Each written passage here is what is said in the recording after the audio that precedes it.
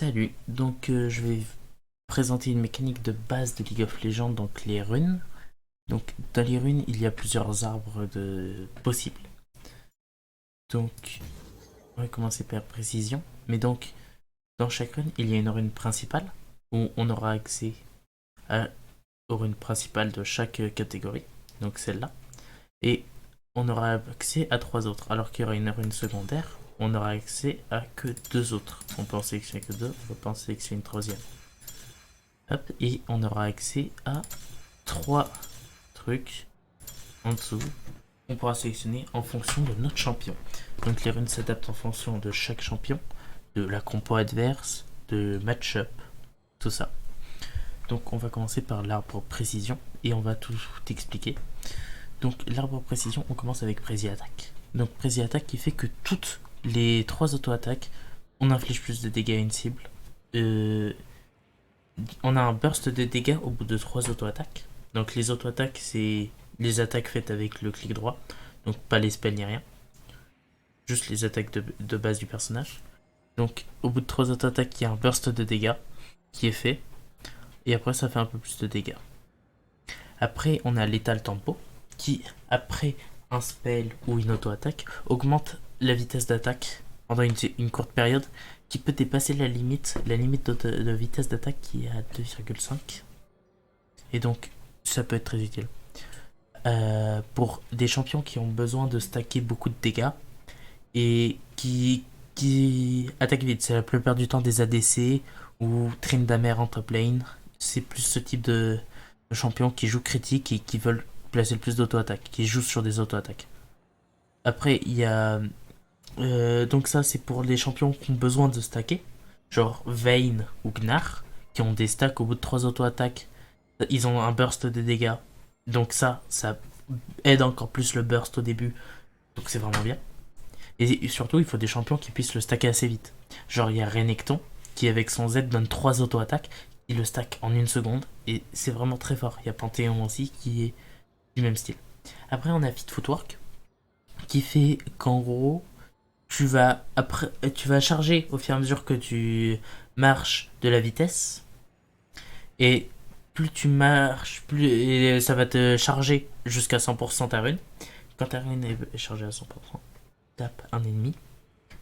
Ça va te donner un boost de vitesse et un boost de... Et ça va te régénérer un peu d'HP. Donc c'est une rune qui peut être très utile pour chase et pour avoir de la sustain en lane. Donc contre des match-ups compliqués, ça peut être une bonne rune. En dépendant du match-up. Après, on a Conqueror. Conqueror, c'est une rune qui est énormément jouée sur des bruiseurs ou même sur certains ADC. Donc c'est une rune qui se stack jusqu'à 12 fois. Donc on gagne un stack par auto-attaque et 2 stacks par spell. Donc plus on augmente, plus on a de stacks, plus on a d'AD et plus on a de vol-vie. Donc quand on tape l'ennemi, on va se régénérer. Ça marche... voilà. Donc plus on tape, plus on a de ça. Donc c'est très très fort sur des champions qui peuvent le stacker assez vite ou qui ont besoin que les fights durent longtemps pour pouvoir appliquer leurs dégâts. Donc c'est une rune pour temporiser et pour optimiser au mieux genre des dégâts. Genre par exemple le E de Garen, son tourbillon. Chaque coup de tourbillon donne 2 stacks, donc il le stack très très vite et c'est pour ça que la rune est très très forte par exemple sur Garen. Et il y a plein de champions comme ça qui vont la stacker très très vite grâce à leur spell. Mais genre des champions uniquement basés sur des auto-attaques, ce sera beaucoup moins fort parce qu'ils le stackeront que un par un, donc ça a beaucoup moins de value. Donc après, ça c'est les runes principales. Donc vous êtes obligé d'en choisir une et c'est principalement une rune qui va faire la différence et qui est souvent très forte. Mais les autres n'en débordent pas mais ont moins d'impact. Donc on a Overheal, surcharge de PV, je crois en français. Donc qui fait que quand on va se régénérer avec de la sustain, on va pouvoir avoir un bouclier de vie en plus qui est équivalent à 20% de nos HP. Donc en gros, on a un peu plus de HP, mais il faut avoir de la sustain pour pouvoir que le bouclier se crée. Sinon, il ne se créera pas. Après, on a Triomphe, qui, après avoir fait un kill, te donne plus de gold sur la mort du kill. Et surtout se redonne des HP après la mort. Genre après un dive sous tour, on va être souvent très low. Et donc avoir un triomphe qui nous redonne énormément d'HP. Ça peut être avoir un triomphe qui redonne des HP. Donc ça redonne 12% des HP manquants. Donc 12% des HP manquants, c'est énorme. Parce que ça régénérera toujours la même proportion. Et c'est plus t'es low, plus très régénérera. Donc c'est très fort, ça peut te sauver la vie. Dans beaucoup de cas. Voilà. Après, il y a Presence of Mind, donc qui va offrir de la régénération de mana tout au fur et à mesure de la phase de lane, et qui va en plus faire que tu vas te régénérer, que après un kill, tu vas avoir plus de mana, et tu vas plus te régénérer de mana sur tes auto-attaques et tout ça. Donc c'est plus de régène de mana en général, et ça marche aussi sur l'énergie. Par exemple, il y a Kinen, Akali, Shen aussi, je crois, qui sont des persos qui fonctionnent à l'énergie. Et donc pas au mana. L'énergie qui est du mana qui se régène beaucoup plus rapidement. Mais qui en ont beaucoup moins.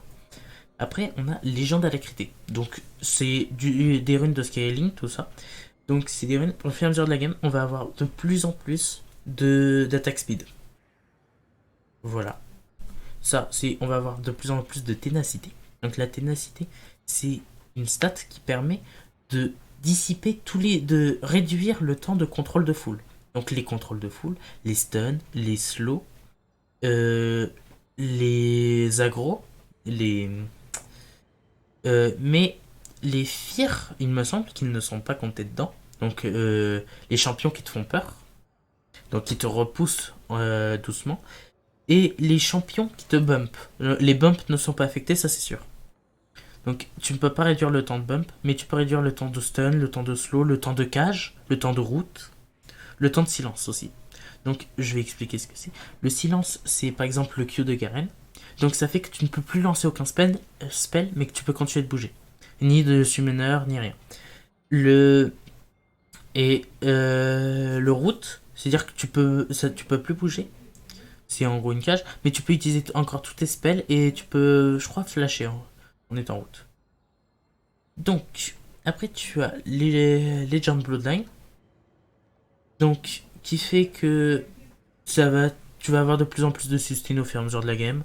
Et ça peut être bien pour les champions qu'on en a besoin. C'est joué sur Ezreal, je sais. Et voilà. Donc, après, on peut passer à la suite. Coup de grâce. Donc, coup de grâce, c'est quand l'ennemi a moins de 40% de sa HP, tu lui fais plus de dégâts. Basique, simple.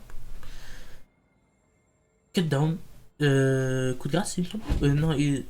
Non, c'est pas du tout coup de grâce, c'est exécutionnaire ou un truc dans le genre. Qui fait que si l'ennemi a plus d'HP que toi, tu lui infligeras plus de dégâts. C'est très fort, genre sur Lux, ça peut jouer. C'est très bien. Ça va faire que tu vas faire plus de dégâts à l'ennemi en fonction de ses PPV qu'il lui manque. Non, pas du tout. Tu vas faire plus de dégâts à l'ennemi en fonction des PV qu'il a en plus de toi.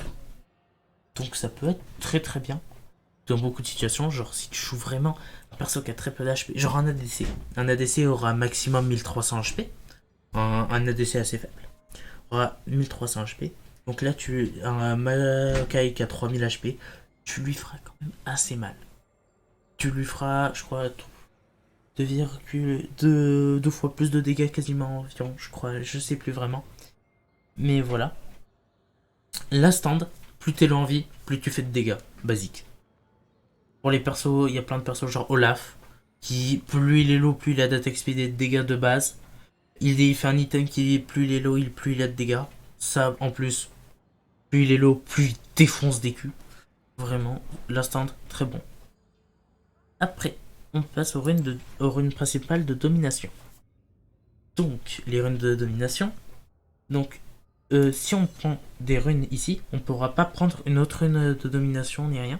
On pourra juste prendre 2 trucs dans domination et tout ça. Donc maintenant on passe à domination. Donc on a Electrocute qui au bout de 3 spells dont ça peut être une auto-attaque différents, donc 3 spells ou coups différents, ça fait proc l'Electrocute, donc qui est un énorme burst de dégâts AD et AP, et qui fait beaucoup de dégâts et qui permet de one-shot des gens, qui est utilisé sur des assassins. Alors que précision était plus utilisée sur des briseurs, carry, ou des carry AP, AD, ou voilà. En principal, hein, je parle. Et donc, Electrocute, ça va vraiment être surtout une rune d'assassin, sera là pour one-shot. Donc après, on aura Predator, qui est une rune qui, quand les ennemis, qui te permet de courir plus vite dans la direction des ennemis, et qui, à l'impact, donc le premier coup que tu leur donneras, te fera plus de dégâts. Donc tu vas courir plus vite dans leur direction, et tu leur fais plus de dégâts. Donc c'est très fort. C'est très très fort. Et après, on a Dark Harvest. Je dis que c'est très très fort, mais c'est très peu joué en ce moment. Il semble que la rune a été buff il y a un petit moment. Mais il faut croire que le buff était pas si bon que ça, donc elle est pas énormément jouée, mais elle peut être intéressante. Dark Harvest, une rune qui est beaucoup jouée. Et qui peut se comprendre encore. Donc quand l'ennemi est en dessous de 50% HP, il a un stack de Dark Harvest sur lui. Si tu récupères le stack, tu prends un stack de Dark Harvest. Plus tu as de stack, plus quand l'ennemi est low, tu lui feras de dégâts. Donc je ne me rappelle plus du pourcentage, mais je crois qu'en gros quand il est en dessous de 40% HP ou 50% HP, les dégâts du Dark Harvest, plus t'as de stack, plus ça fera de dégâts. Et en gros tu peux quasiment détruire des gens, annihiler des gens. Genre avec des champignons de Timo. Les champignons de Timo, un Timo Dark Harvest va vraiment faire extrêmement mal. Parce qu'un Timo en fin de partie peut tuer quelqu'un avec un champignon. Et donc, Dark Harvest, c'est une rune qui peut être bien sur Timo pour ça et tout ça. Mais Timo se joue toutes les runes du jeu de toute façon. Donc Dark Harvest, une bonne rune pour one shot à la fin, qui est souvent utilisée par des junglers. La plupart du temps par autre chose, mais principalement par des junglers. Après, on a Hell of Blade. Hell of Blade qui est la même rune que Précis Attaque. Au bout de 3 auto-attaques, tu as un boost d'attaque speed. Donc t'as pas un boost de dégâts, t'as un boost d'attaque speed. Qui te permet, comme Lethal Tempo, de dépasser la limite max d'attaque speed. Et qui fait pas mal de speed supplémentaire. Donc voilà, c'est ça la rune principalement. Utile pour les champions qui ont besoin d'attaque speed. Genre ça peut jouer sur Vayne, qui a besoin de stacker vite et de continuer ses stacks. Après, donc on a Chipshot. Donc si un ennemi il subit un contrôle de foule ou quoi que ce soit, tu lui infliges plus de dégâts. Voilà, basique. Donc pour les ennemis genre à contrôle de foule, ça peut être très intéressant. Et en plus je crois que ça fait des true damage, il me semble. Bonus true damage, oui c'est ça. Donc un ennemi dont les déplacements sont restreints, slow ou quoi que ce soit, tu lui infligeras des dégâts bruts. C'est extrêmement fort. Goût du sang. Donc goût du sang qui est, tu te régènes beaucoup plus d'HP sur des champions. Voilà. Ça marche que sur les champions ennemis, mais tu te régènes de la vie sur eux, en gros. Après un dash, ou une sortie de furtivité, ou un déplacement vers l'ennemi, tu infliges plus de dégâts. Basique. Zombie Ward. Donc Zombie Ward qui est quand tu poses une ward. Non, c'est quand tu casses une ward ennemie, elle se transforme en Zombie Ward qui reste un petit moment et qui te donne la vision. Donc ça se en gros quand tu déward, ça te donne la vision et tu remplaces en gros la ward ennemie par ta ward. Après, tu as Ghost Poro. Donc au bout d'un moment, quand ta ward meurt, il y a un Ghost Poro qui apparaît. Si les gens rentrent dans la range de vision du Ghost Poro, le Ghost Poro est effrayé et disparaît. Et il reste je crois indéfiniment il me semble. Mais donc en gros ça permet de garder de la vision. Mais dès que les gens passent dans la vision, le Poro disparaît. Après, Ice Collector. Donc c'est la rune qui est le plus jouée, mais que je connais le moins il me semble. Donc c'est en gros plus tu fais de kills, plus tu as de dégâts. Il me semble, c'est ça. Et ça se stack sur tous les kills ennemis. Et c'est ça. Donc en gros, plus tu fais de kills, plus tu as de dégâts. Il me semble. C'est la rune pour laquelle je suis moins sûr. Mais c'est joué sur quasiment tous les champions. Si tu sais pas quoi prendre entre ça, c'est très fort. Ravenous Hunter. Plus de régène de partout. C'est de l'omnivampirisme, ça te régène. Donc je vais expliquer la différence entre omnivampirisme et lifesteal tout court. L'omnivampirisme, ça marche sur les spells. Tes spells te régéneront. le lifesteal normal, il n'y a que tes auto-attaques qui te régènent. Voilà. Ingenious Hunter réduit le cooldown de tes items. Et de tes items, je crois que ça. Ouais, de tes items et de trinkets, genre le ta ward, ça réduit le délai de ward.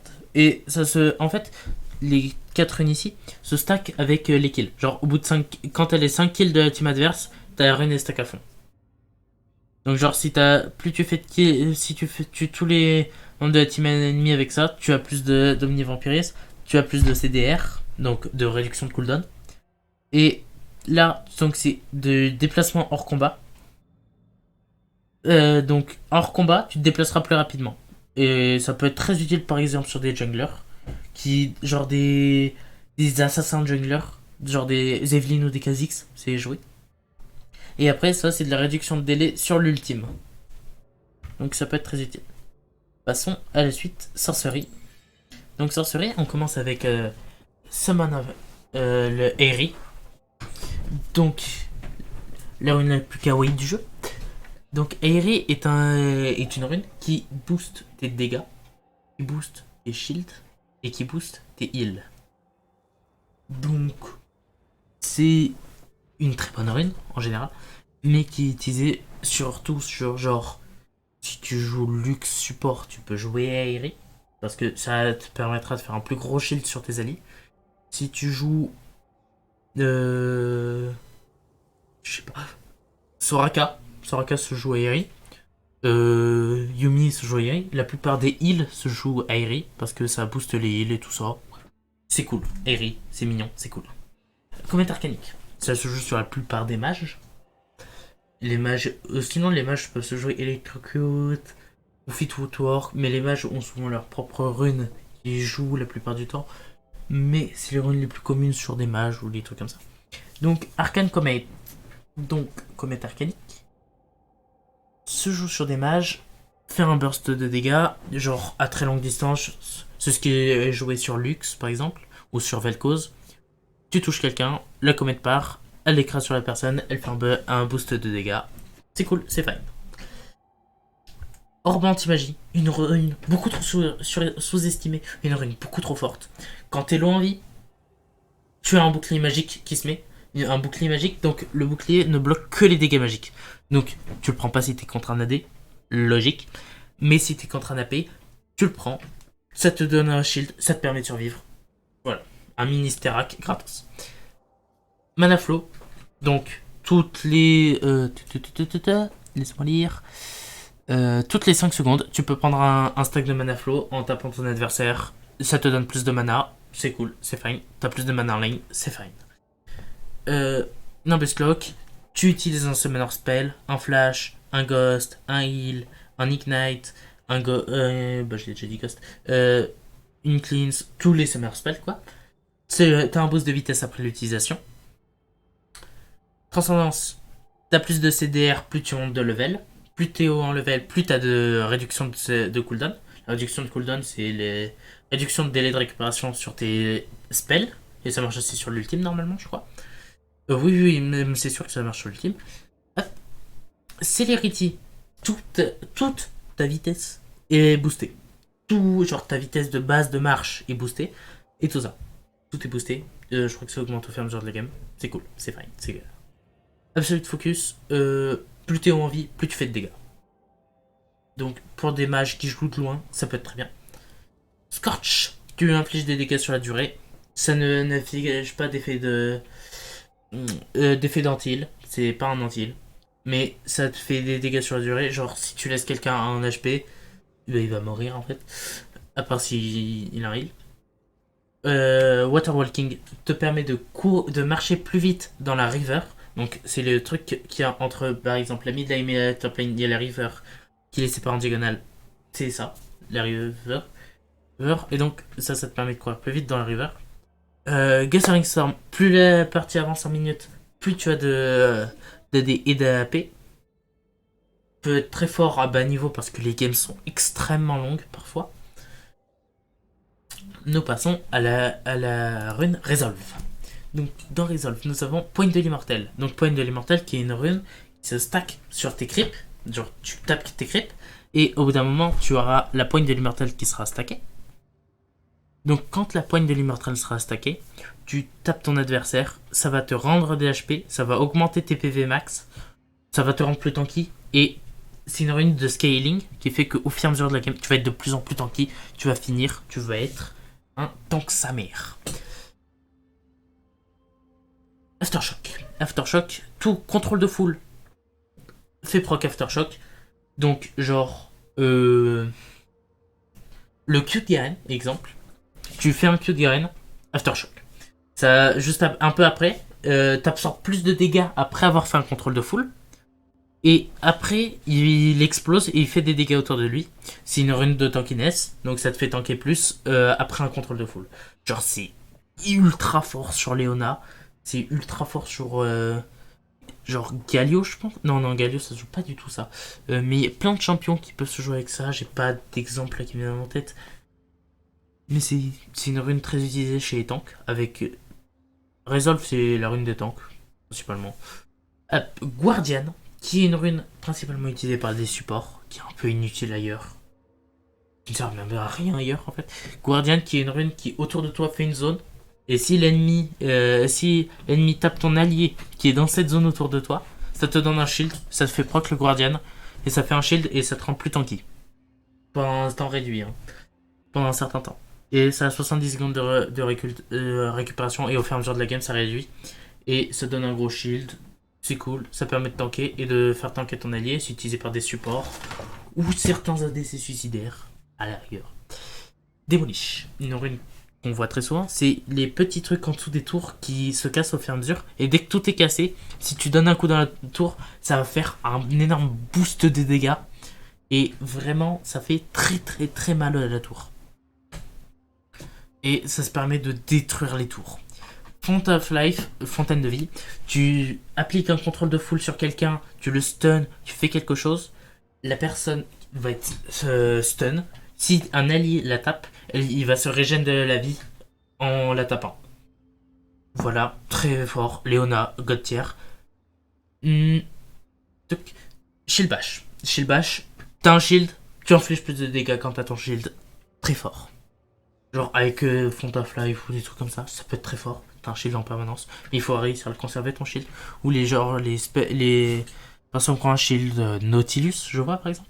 Qui a un shield et qui fait plus de dégâts quand il est sous shield. Donc vraiment, et qui fait plus de dégâts déjà dans son kit quand il est sous shield. Donc avec ça en plus, il fait énormément de dégâts supplémentaires. C'est très bien. Après, passons aux runes suivantes. Donc, conditioning, qui plus la game avance, après 12 minutes, on gagne plus d'armure et plus de résistance magique. C'est très fort. C'est très bien, c'est du rune de scaling. Second wind, tu prends des dégâts. Après, tu te fais poke, genre tu es en lane, tu te prends une auto-attaque, tu vas te régénérer plus d'HP après. Voilà, ça se combine très bien avec le bouclier de Doran. Donc, bouclier de Doran qui sont passifs est exactement le même. Après t'être pris des dégâts, tu te régènes plus vite. Donc, c'est extrêmement fort sur contre des champions qui te poke énormément. Top lane, c'est la vie ce truc. Tu te fais poke, tu te régènes masse vie, plus bouclier de Doran, tu te régènes trop de vie. C'est trop bien. Bonne plaque d'os. Plaque d'os, c'est pour les bursts. L'ennemi commence à t'aggro. Tu te prends énormément de dégâts et ça te permet de tanker ces dégâts parce que tu as un boost de résistance après que la plaque d'os s'est proc. Mais c'est pas ça le plus. En top lane, souvent, on prendra, ou sur plusieurs lanes et tout ça, on hésitera souvent entre Second Wind et Plaque d'Os. Parce que Plaque d'Os, c'est quand il n'y a pas de poke en face et que c'est surtout du burst. Alors que là, c'est surtout pour contrer le poke. Donc, s'il n'y a pas de poke, tu prends ça. S'il y a du poke, tu prends ça. Après, les gens prennent souvent conditioning. Et donc, on va vers Overcoat. Je connais pas, j'arrive pas à prononcer le nom en anglais, je le connais pas. Donc, en gros, ça fait que s'il y a des creeps qui meurent à côté de toi, bah, au fur et à mesure, ça va augmenter ton armure, tes PV, je sais plus quoi. Non, ça augmente tes PV max en fait. S'il y a des creeps qui meurent à côté de toi, chaque creep augmentera tes PV max de je sais pas quoi. Voilà. Revitalize, tes heals seront plus efficaces, tes soins et tes heals seront plus efficaces et tes shields seront plus efficaces. Très bien pour des supports. Un flashing, une rune trop sous-estimée à mon goût, mais vraiment beaucoup trop forte cette rune je trouve. Ça fait que plus tu es low en vie, plus tu as de ténacité. C'est ce que j'ai expliqué tout à l'heure. Moins de contrôle de foule sur toi. Donc plus tu es low, moins tu as de contrôle de foule. Trop fort, trop bien. Après, on prend la rune inspiration. Donc c'est une rune qu'on voit jamais dans le jeu, mais qui sont pourtant très utiles. Donc on a Glacial Augmente qui permet de, après une auto-attaque, ou je crois que ça marche aussi peut-être sur les spells, je sais pas. Mais donc après une auto-attaque ou un spell, l'ennemi va être slow. Ça vous va, c'est trop bien. Et après je crois un item, le slow est plus intense. Genre, Gordrinker, ouais, après un Gordrinker par exemple, l'ennemi va être slow. Ou non, c'est pas ça. Si on a déjà un spell qui slow l'ennemi, ça le slow encore plus. C'est ça. Donc si on slow déjà l'ennemi, bah ça slow encore plus. C'est trop bien. Donc sinon, que je connais pas vraiment, mais en gros, je crois que c'est toutes les 6 minutes, tu peux changer de summoner spell. Et tu peux faire le tour de tous les summoner spells. Voilà. C'est trop bien. Tu peux avoir tous les summoner spells du jeu pour t'adapter. Après, la fameuse rune troll de League of Legends, Omnistone. Toutes les... c'est quoi déjà? Toutes les 40 secondes, tu as une rune aléatoire du jeu. Voilà. Une rune principale, hein. Pas des runes aléatoires dans les trucs en dessous. Non, une rune principale aléatoire dans tout le jeu. Ça peut tomber sur tout, t'as une rune aléatoire dans tout le jeu. Voilà, Omnistone. Flash X-Tech. Donc le Flash X-Tech, c'est après avoir utilisé ton flash, tu as un flash que tu peux caster qui te permet de flasher, mais qui met du temps à se cast. Donc ça permet juste de traverser des murs, mais tu peux pas rattraper quelqu'un avec le flash ou faire un sort flashé.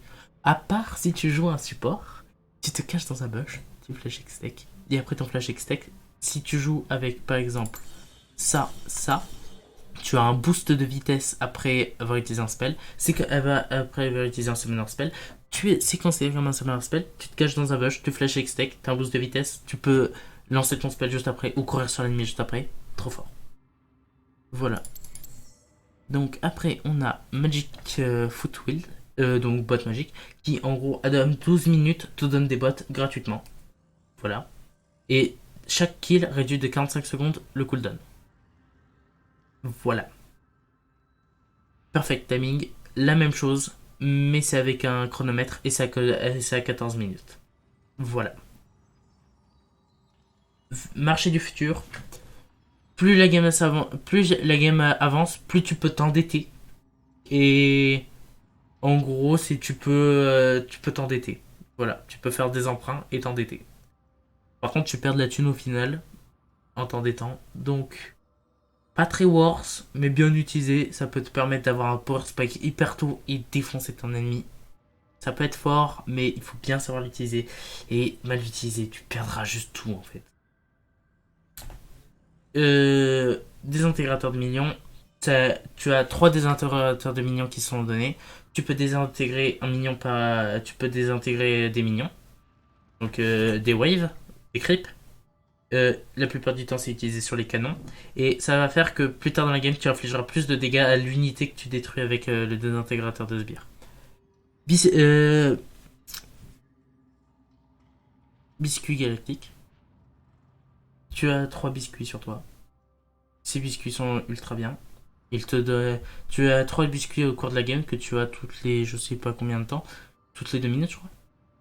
Toutes les 2 minutes. Et donc, toutes les 2 minutes, tu as un biscuit qui te régène de la vie et du mana. Donc, pour tenir en lane, incroyable. Cosmic Instinct. Je sais pas. Regard cosmique, je crois que c'est en français. Réduction de cooldown sur les items, sur tes spells. Trop bien. Tuk. Approaching Velocity. Une rune très sous-estimée, mais genre si un ennemi, si tu as un contrôle de full ou un slow, genre un stun ou un slow ou une cage, ça te permet de courir plus vite vers ton ennemi. Voilà, c'est trop bien. Time Warp Tonic, ça permet, si tu prends une potion, ça te régène instantanément la vie qui est censée te rendre la potion. Une partie de la vie que va te rendre la potion. Très bien. Donc, genre, tu peux prendre ça, ça. Et souvent, c'est une rune qui sera prise en deuxième et non en principal. Genre, tu joues. Genre, n'importe quelle rune. Et tu prends ça, ça, ça, ça. Il y a plein de combos possibles. Voilà. Donc, et donc, après, toutes ces runes sont disponibles en secondaire. On peut en prendre que deux dans les secondaires. Tu prends ce que tu veux. Ce sera très bien et tout ça. À toi de réfléchir par toi-même pour faire tes runes. Et après, tant que tu as de la force adaptative, donc tu as de la. Donc la force adaptative, ça va être soit de la D, soit de la P, en fonction de comment tu builds ton personnage. Ça va s'adapter au fur et à mesure. Et donc ça va te donner plus de dégâts. Au fur et à mesure de la game, ça augmente. L'attaque speed, la même chose. Ça va te donner plus d'attaque speed au fur et à mesure que la game avance. L'habilité, je crois que l'habilité n'augmente pas au fur et à mesure de la game. Par contre, je crois qu'au début c'est pas 8, par contre c'est moins. Hop, là c'est encore de la force adaptative. Là c'est de l'armure adaptative. T'as de l'armure au début, ça augmente au fur et à mesure de la game aussi. La résistance magique, c'est la même chose. Et là t'as des HP, donc ça augmente au fur et à mesure de la game aussi, les HP. Et voilà, voilà. Tout bien. Et donc, j'ai expliqué toutes les runes. Voilà, maintenant, à vous de faire vos propres runes, de réfléchir, de théoriser vos personnages, de tout faire pour pouvoir être le meilleur dresseur et finir par monter de châle. Voilà. Bah, mon châle maintenant. Mon coup.